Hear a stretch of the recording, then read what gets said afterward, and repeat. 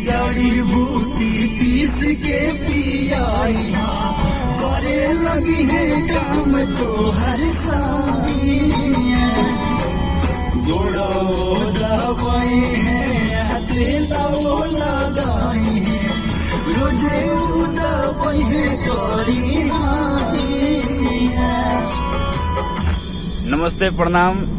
बस यही तरह हमने के प्यार से बने रही जाए आप लोग। जय हो तब तक भोजपुरिया समाज। धन्यवाद। जय बाबा।